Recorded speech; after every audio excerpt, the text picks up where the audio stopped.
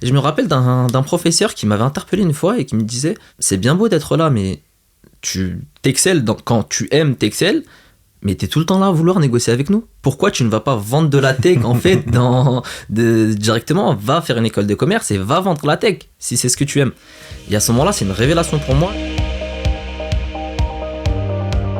Bonjour à tous, bienvenue dans ce nouvel épisode de Tademi Talks. Aujourd'hui, j'accueille un de mes petits chouchous dans l'aventure Tademi, je dois le reconnaître, Aymen Guerbi. Aymen, comment ça va ? Ça va super et toi, Sofiane ? Bah ça va très bien, je suis content d'être avec toi. Aymen, tu as 25 ans, tu es né en Algérie et tu es arrivé en France à l'âge de 2 ans, direction Épinay-sur-Seine, en Seine-Saint-Denis, où tu as vécu jusqu'à très récemment. Avant d'emménager aujourd'hui à Montpellier pour tes études de commerce, on en parlera, tu entres en fac de médecine avant de réaliser que ça n'est pas la voie qui te convient et tu décides de te diriger à nouveau vers ce qui te passionne depuis petit, l'informatique. Des passions, tu en as plusieurs parce que tu es quelqu'un de très curieux, notamment une passion pour les sports de combat aussi. C'est un peu ce goût du challenge qui te motive au quotidien dans tes projets. Tu es désormais sur une fonction commerciale chez Dell aujourd'hui et tu aspires à devenir compte exécutif dans les meilleures entreprises de ce secteur. Aymen, bienvenue dans Tademi Talks. Merci Sofiane, merci pour cette introduction. Avec grand plaisir Aymen. Alors, on va parler de ton parcours. Avant toute chose, est-ce que tu peux nous retracer un peu ton background, qu'on comprenne dans quel contexte tu as grandi et d'où vient Aymen ? Comme tu as pu l'introduire, je suis né en Algérie, je suis arrivé en France à l'âge de 2 ans.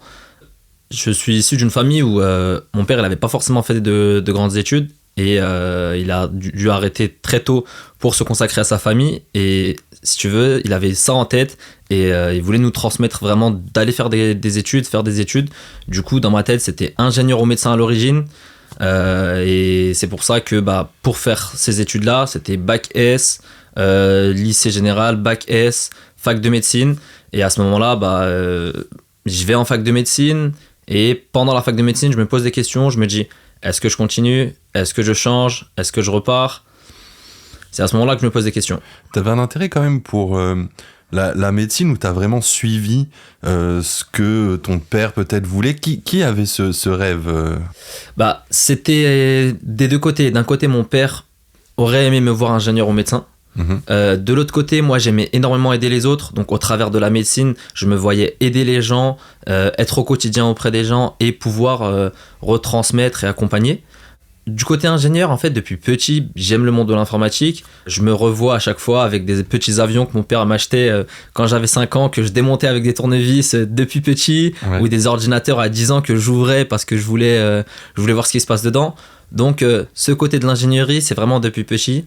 Et le choix se portait donc sur ingénieur ou médecin finalement. C'est vrai qu'on l'entend souvent dans Tademi Talks.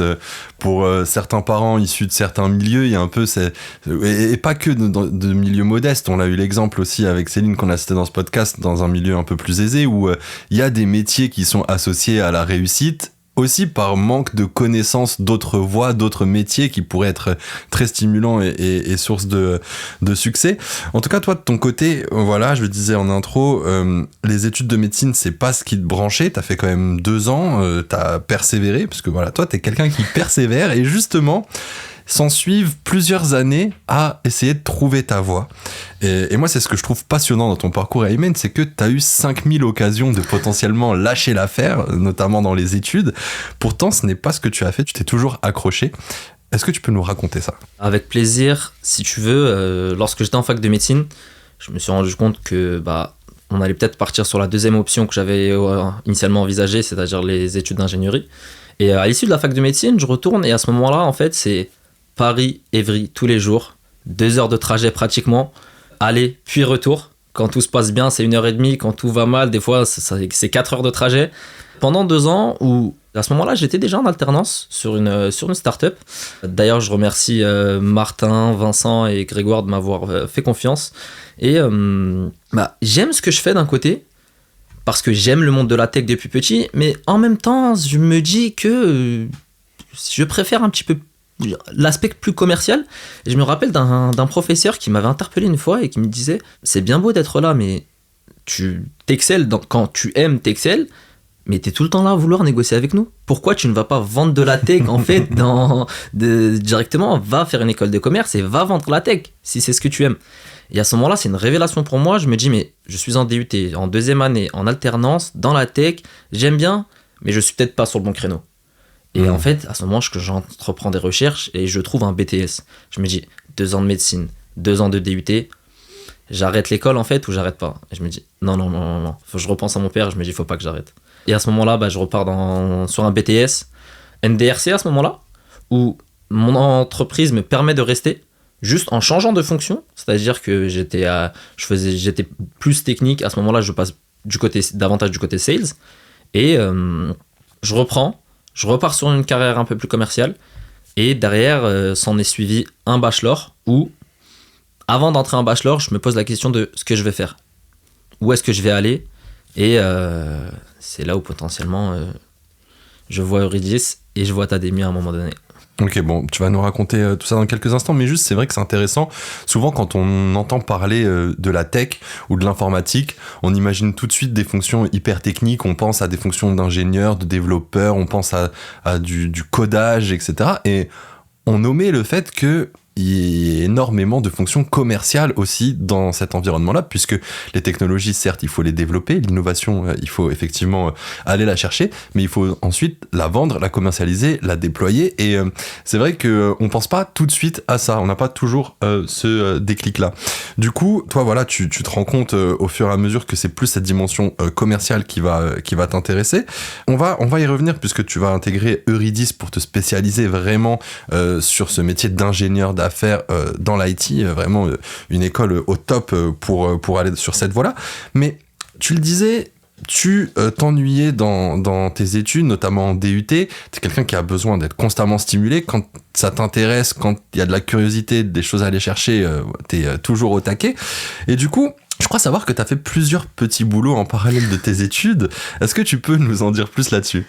Avec plaisir, des petits boulots, faudrait pouvoir les énumérer tous. En fac de médecine, en parallèle, je faisais de la préparation de commandes, parfois de nuit. C'était même grâce à cette préparation de commandes que j'avais pu trouver une alternance, ma première alternance. J'avais également fait de la livraison au travers d'Uber Eats. J'ai fait de l'animation d'anniversaire. J'ai fait du VTC, j'ai fait... Je ne peux plus tous te les citer, mais en fait, j'ai tout le temps besoin d'être stimulé, j'ai tout le temps besoin d'apprendre, de découvrir de nouveaux métiers, de nouveaux secteurs d'activité. Et je ne peux pas rester à rien faire. Est-ce que c'était un besoin aussi pour toi, une façon de financer tes études ? Je pense pas, parce que t'as fait quand même beaucoup d'alternance. C'était pas tant la dimension financière, c'était aussi le besoin de t'occuper, en fait. C'est ça. Comment tu fais ? T'es un peu une machine, il faut avoir une hygiène de vie irréprochable. Je sais que, voilà, on en parle, toi et moi, parce qu'on se connaît bien maintenant, mais ça t'arrive de bosser le jour, la nuit, les week-ends. Enfin, comment tu fais ? Où tu trouves cette motivation ? En fait, je me dis que tant que je suis jeune, aujourd'hui, je vais être dans les meilleures dispositions pour pouvoir accueillir une famille plus tard et donner la meilleure des éducations à mes enfants, pouvoir leur amener un maximum de choses. Et je me dis que tant que je suis encore jeune et que je ne suis pas encore dans mon appartement avec ma femme et mes enfants, je peux me permettre d'aller chercher tout ça. Et je préfère... en fait, je ne peux pas rester à rien faire. Je ne peux pas rester attaché, quoi. Je suis obligé d'être tout le temps stimulé.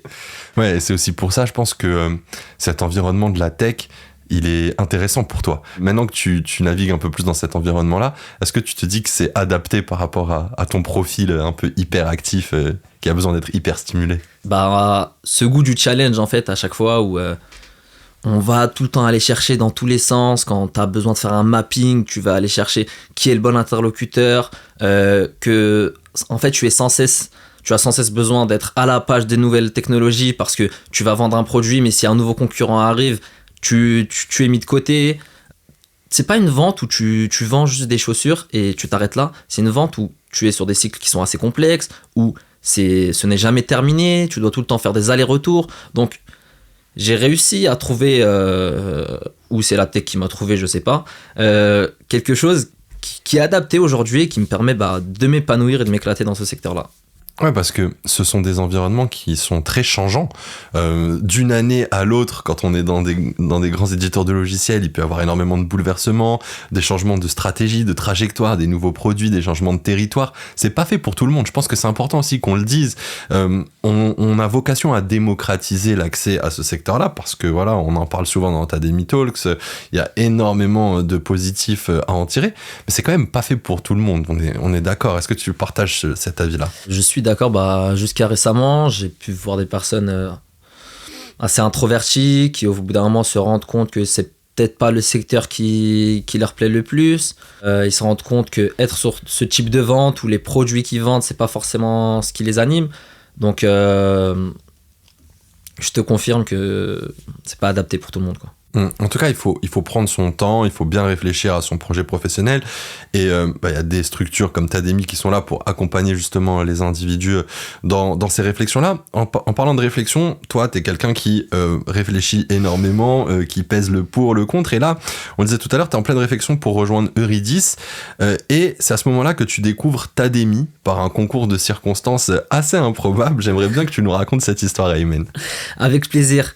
À cette sortie de BTS, justement, je comptais rejoindre Eurydice et j'avais un professeur, justement, qui faisait que me conseiller d'aller dans la tech, etc. Et Salesforce, qui est l'une des entreprises que je visais potentiellement pour mon alternance, un jour, je passe chez moi. Il faut savoir que mon petit frère et moi, on a un bureau qui est collé et on a 2 écrans côte à côte. Je passe et je le vois sur l'ordinateur, sur Canva. Je me dis, mais il est en 3e, qu'est-ce qu'il fait déjà sur Canva? Je trouve ça assez bizarre. Et je lui pose et je vois Salesforce écrit en gros avec une faute d'orthographe au milieu. Je lui pose la question, je dis, mais qu'est-ce que vous faites? Il m'a dit, on fait notre rapport de stage. Je dis, mais qui était chez Salesforce? Et en fait, le meilleur ami de mon petit frère a fait un stage chez Salesforce au travers d'un programme Viens voir mon taf que tu leads, il me semble, chez Salesforce. Et à ce moment-là, en fait, je lui dis, mais avec qui tu as été en contact? Comment tu as trouvé ton stage? Parce que je me rappelle que quand j'étais plus jeune, pour trouver son stage, c'était compliqué. On le faisait à la boulangerie du coin ou à la pharmacie du coin parce qu'on connaissait les personnes, mais c'était compliqué. Et de fil en aiguille, des recherches, je tombe sur Sofiane Amoumraoui, je tombe sur Salesforce, je tombe sur Tademy. Et là, c'est une révélation pour moi parce que entre Eurydice que je cherche, à ce moment-là, je suis en pleine recherche d'alternance, je veux aller chez un éditeur de logiciels, chez un hyperscaler américain potentiellement, et je tombe sur ça, révélation. Ah, mais c'est quand même fou parce que cette initiative, effectivement, que je chapeaute un peu chez Salesforce, de stage de 3e à destination de collégiens issus de réseaux d'éducation prioritaire, où on est en partenariat avec l'association Viens voir mon taf, que j'embrasse fort, qui font un travail exceptionnel. C'est fou que ce soit un peu de là que finalement tu nous découvres, et quand on connaît la suite de l'histoire entre nous, la suite de l'aventure, c'est d'autant plus fou parce que voilà, je pense que c'est je l'espère en tout cas que le début de notre histoire ensemble et de ce qu'on pourra accomplir tous ensemble. Mais c'est quand même assez fou comme quoi quand on fait les choses de façon engagée, passionnée dans la vie, voilà, il en découle de belles choses. Et donc là, tu découvres Tademy, tu décides de nous faire confiance assez rapidement finalement. Qu'est-ce qui se passe dans ta tête? Comment ça se fait que tu es déjà aussi prêt et mature à envisager de te faire accompagner et de te faire aider dans tes projets? En fait, si tu veux, il y a eu plusieurs éléments. D'un côté, le fait d'avoir commencé par voir l'initiative au travers de Viens voir mon taf, et cet engagement-là, j'ai déjà compris qu'on était dans quelque chose où on essayait d'aider les gens. On avait cet élément-là. À ça, on y rajoute le fait que je m'étais intéressé à l'e-commerce et je m'étais intéressé au coaching, et j'avais déjà vu la différence entre acheter une formation et avoir un coach. J'ai vu les différences, les plus-values du fait de se faire accompagner. Et entre le moment où je vois Tademy et on discute, je fais mes recherches, je creuse Tademy, limite je peux te donner les CGV du site par cœur. Et en fait, c'est tous ces éléments alignés qui font que pour moi, c'était juste évident. Et le timing également, je cherche une alternance, ça se présente à moi. Franchement, on avait toutes les planètes alignées, quoi. Ouais, c'est clair. Et donc, tu es matché avec ton coach Mehdi Djemam. Est-ce que tu peux nous raconter cette première expérience avec Tademy, avec Mehdi, et ce qui s'est passé? Je remercie tout d'abord Mehdi pour cet accompagnement et sa présence. C'était vraiment très fluide. Aujourd'hui, quand je revois mon CV avant d'avoir discuté avec Mehdi, mais je me pose la question d'à quel point je m'aime, parce que j'avais ma photo en grand, mon nom en grand qui prenait limite un quart du CV. Ouais. Et je me dis, bah merci Mehdi. Le fait d'avoir repris le CV, repris le LinkedIn, la manière de se présenter, travailler sur ce qui me faisait défaut, reprendre tout ça, je peux que remercier Mehdi. Et en fait, ça a été vraiment différenciant. J'arrivais, je connaissais à peu près le monde de la tech par le peu de connaissances que j'avais, mais les fonctions commerciales, je les connaissais pas forcément, parce que dans la tech, sur des fonctions commerciales, on a une multitude de postes qui font que tu ne sais pas vers où aller, entre les ESN, les éditeurs de logiciels, les entreprises qui vendent du hardware, tu es un peu perdu, plus la dimension géographique, le fait de vouloir partir, etc. Ça m'a permis de recadrer un peu tout ça, se recentrer, se refocaliser et construire quelque chose d'assez pertinent. Ouais, parce que tu as pu construire un plan avec Mehdi, parce que le coaching academy, on le dit souvent, il ne s'agit pas juste de trouver un métier, de signer un contrat, que ce soit une alternance ou un CDI. Ça sert aussi à bien d'autres choses. Et toi, tu as construit un plan avec Mehdi, c'est ça ? Exactement. On est parti vraiment sur l'aspect où j'étais issu d'une start-up. Je voulais aller dans un grand groupe et en fait je me suis rendu compte que je postulais à un bachelor et j'étais pas forcément toujours éligible aux critères de certaines entreprises qui acceptent uniquement à partir du master. Et à ce moment-là, on a découpé mon parcours et Mehdi m'a fait une liste des entreprises que tu vises à long terme. De ces entreprises-là, regarde les partenaires potentiellement de ces entreprises-là et réfléchis en 2 temps. Si tu ne peux pas maintenant, potentiellement au coup d'après. Ouais, bien sûr. Et donc là, ton objectif c'était de trouver une alternance. Comment ça se passe ? En combien de temps ça se fait ? Est-ce que l'objectif a été atteint ? L'objectif a totalement été atteint. Entre le début du coaching et le moment où je trouve mon alternance, il me semble qu'il s'est passé à peu près 2 mois et demi, 3 mois. J'étais rentré chez Teamwork. Adrien Raymond, manager Île-de-France chez Teamwork, qui m'a fait confiance et que je remercie également. Et qu'on salue parce que j'ai beaucoup entendu parler de lui et merci pour tout ce que tu as fait pour Aymen. Franchement, l'entretien s'était hyper bien passé. On l'avait préparé avec Mehdi. J'avais pu échanger également avec des personnes chez Teamwork. Et franchement, c'était très fluide. C'est totalement ce que je voulais. Je suis rentré dans une ESN, à la fois qui fait de l'intégration, qui vend du logiciel. J'ai beaucoup travaillé avec les équipes AWS, Microsoft. J'ai été baigné dans le monde de SAP également. Ça m'a permis aujourd'hui d'ouvrir les yeux sur ce monde-là, finalement. Ouais. Et puis c'était marrant, je me souviens quand tu as mentionné AWS, parce que c'est un petit monde, la tech, que durant cette expérience, tu avais même été amené à interagir avec une de nos coachs academy, si je me souviens bien. Je crois que c'était Coralie Saint-Fort, qu'on salue également. Et ouais, c'est assez rigolo. Enfin, finalement, c'est un petit monde, puisque tu m'avais dit, ah oui, là, dans mon métier, je vais échanger avec une coach academy. Ce qui est intéressant aussi, ce que j'aimerais qu'on évoque là-dessus, sur cette expérience, c'est que, bon voilà, on l'a compris, je pense que t'es quelqu'un de très motivé, très audacieux aussi, et sur cette alternance-là, donc c'était une alternance en niveau L3 en fait, t'as osé négocier ton salaire. Qui fait ça, Aymen ? Raconte-nous comment ça s'est fait. En fait, je suis parti du constat que j'ai eu pas mal d'expérience dans le monde, comme j'évoquais tout à l'heure, des petits boulots en parallèle des études. Donc, il y a certaines compétences que j'ai pu acquérir. Et en fait, quand j'étais en start-up, je me suis rendu compte que parfois, on était peut-être amené à faire le même travail qu'une personne qui est en CDI. Et je me posais la question de pourquoi, lorsque tu arrives en CDI, tu peux négocier ton salaire sans problème, alors que quand tu es en alternance, tu ne peux pas, alors que tu peux parfois faire un meilleur travail que certaines personnes. Mais en fait, à ce moment-là, j'avais déjà passé d'autres entretiens, indépendamment de Teamwork, sur lesquels j'avais pu négocier et c'était assez favorable. Il n'y a pas eu de suite parce que finalement on n'a pas trouvé d'accord, mais les négociations ont pu se faire. T'as vu que c'était possible. Si on me laisse une brèche, j'y vais. Et donc c'est ce que t'as réussi à obtenir finalement. Exactement. Une expérience qui s'est très bien déroulée, où t'as été très stimulé, tu as appris plein de choses. Et là, donc toujours dans la continuité du plan que t'as dessiné avec Tademi et par rapport à tes aspirations professionnelles, tu décides donc de continuer vers un master et donc 2 ans de plus d'études. Là encore, quand on reprend l'historique, t'avais déjà fait quand même quelques années entre la médecine, le DUT, ensuite le BTS. Finalement, toi, t'as un bac plus 10 en fait quand on reprend bien. En fait, à ce moment-là, je me dis j'aurais dû rester en médecine. Ça aurait été mieux. Oui, parce que en fait, tu quittes médecine aussi parce que tu te dis que 10 ans d'études, ça va être compliqué. Et finalement, je sais pas si t'as fait peut-être pas loin de ça, peut-être 8 ans hein, en tout. Ne me le rappelle pas, s'il te plaît.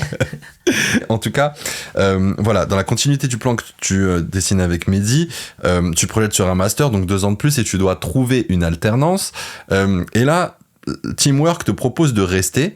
Vous avez même des échanges qui vont dans le sens de t'augmenter aussi sur la part de variable que tu avais sur ton salaire dans ta fonction commerciale.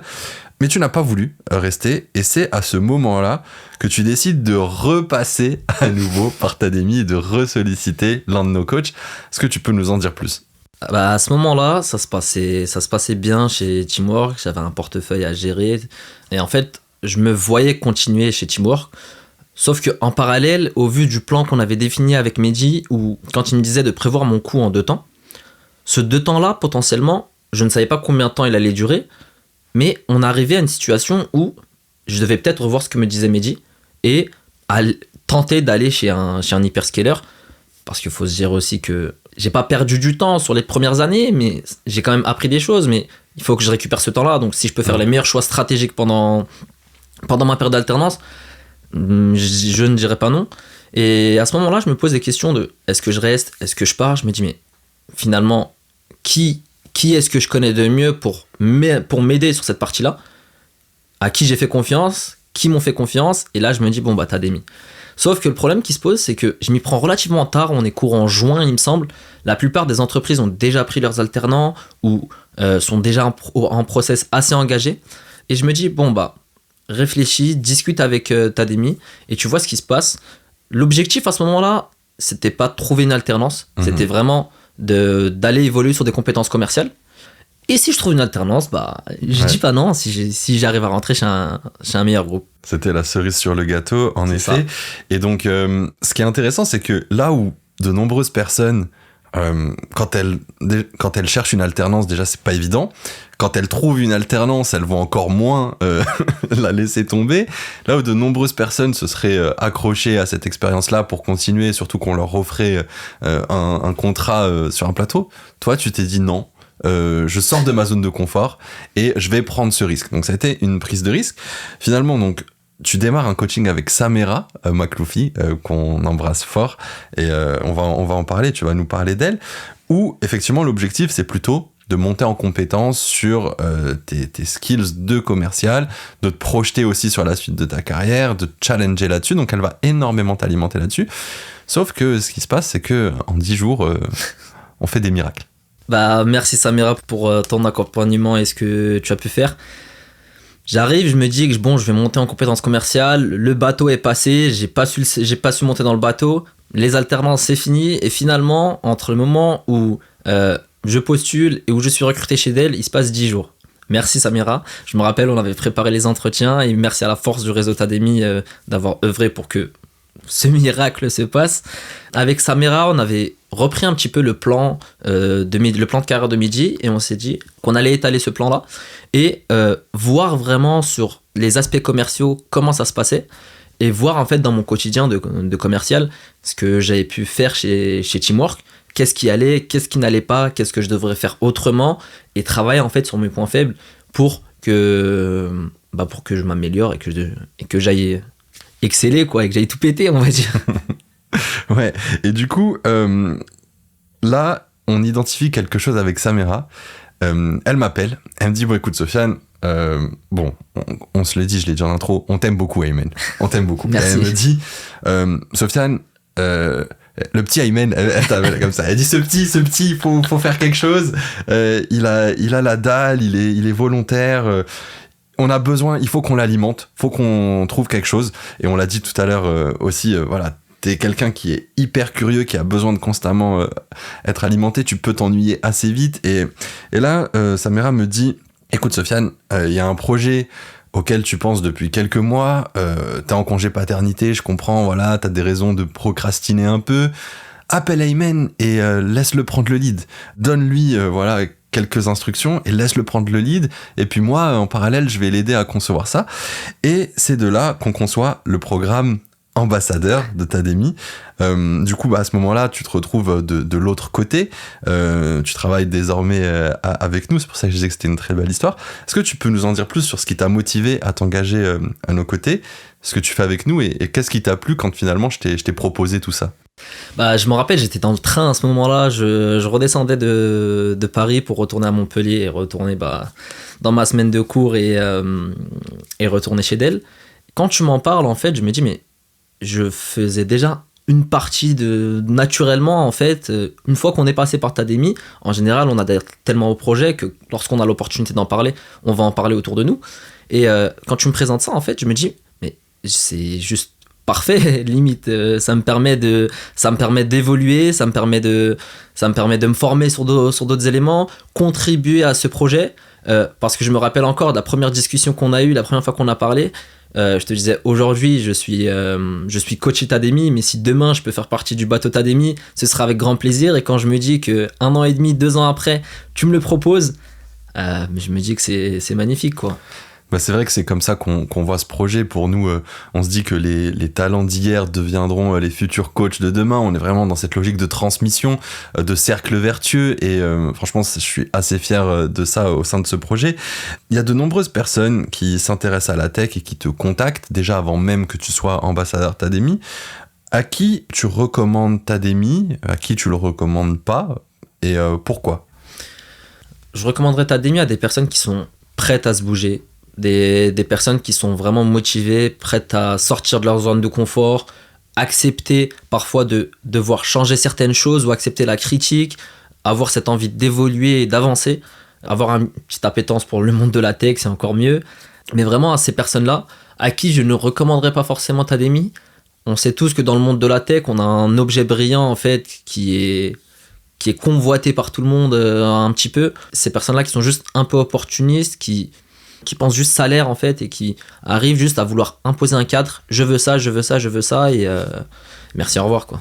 Ouais, et qu'est-ce que tu trouves de bien chez Tademy? Qu'est-ce qui démarque cette initiative-là et qu'est-ce que tu dis à ces personnes-là qui te posent la question? Avant tout, en fait, c'est qu'on est sur quelque chose qui est ultra personnalisé, pas une formation de groupe avec une trame qu'on va juste délivrer. On est vraiment dans l'accompagnement, dans quelque chose de vraiment personnalisé. On va aller travailler les forces et les faiblesses de chacun. On rajoute à ça le fait que vraiment on a une dimension humaine. Je vais prendre un exemple qui a pu se passer avec Samira. C'est que Samira, qui était ma coach là, pour la 2e fois, m'a en fait offert 2 livres. Un livre qu'elle m'a dit lis-le maintenant, et un livre une fois que tu auras pris en seniorité, tu ne le lis pas avant. Et elle n'était pas obligée de le faire, mais pourtant elle m'a demandé mon adresse, elle me les a fait livrer. Ouais. Et c'est ce que je trouve également beau. Également, en fait, je trouve cet accès au réseau et l'une des forces de Tademy, c'est son réseau.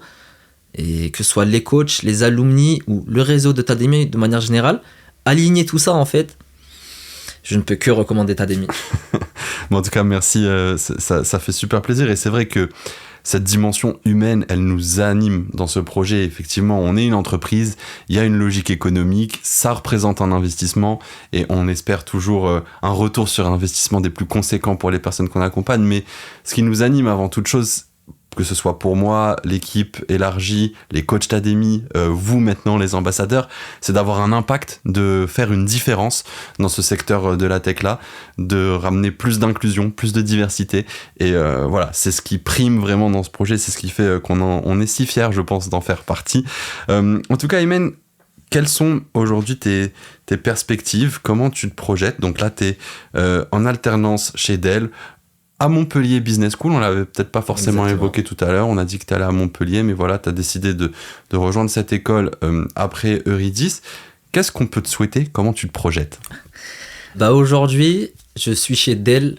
Comme tu le sais, à chaque fois, je vais chercher ce qui m'anime et ce qui me motive. J'espère pouvoir rester chez Dell avec des actions vraiment commerciales qui vont pouvoir me stimuler au quotidien, auquel cas j'irai chercher vraiment ce qui me stimule. L'objectif, c'est d'aller chercher ce poste d'account exécutif qui est tant convoité par de nombreuses personnes chez un hyperscaler américain.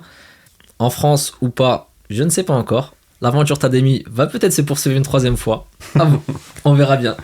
Ah, c'est vrai que jamais 203. Moi, je pense que t'es largement capable aujourd'hui de voler de tes propres ailes, mais sache que si tu as besoin de nous, tu sauras toujours où nous trouver. Merci. Et on sera toujours hyper ravi de t'accompagner au maximum, t'apporter un maximum de valeur. En tout cas, Ayman, ça a été un immense plaisir de tourner cet épisode avec toi. Voilà, je te l'ai déjà dit, toute l'équipe Tademy est hyper fière de ce que tu as accompli. Merci. On est hyper content que tu nous aies fait confiance pour nous rejoindre en tant qu'ambassadeur Tademy. Je suis sûr que tu auras et tu continueras d'avoir énormément d'impact auprès de tous ceux qui te solliciteront. En tout cas, je te souhaite beaucoup de succès dans cette aventure-là et pour la suite. J'espère que cet épisode de Tademy Talks vous a plu. N'hésitez pas à mettre un like, nous laisser un commentaire, surtout à le partager au plus grand nombre. Nous sommes toujours à disposition pour répondre à vos questions, que ce soit via LinkedIn, en commentaire, par email. Vous pouvez aussi solliciter Ayman, je pense. Avec grand plaisir. Et d'ici là, je vous dis à la prochaine pour un autre épisode de Tademy Talks. Salut!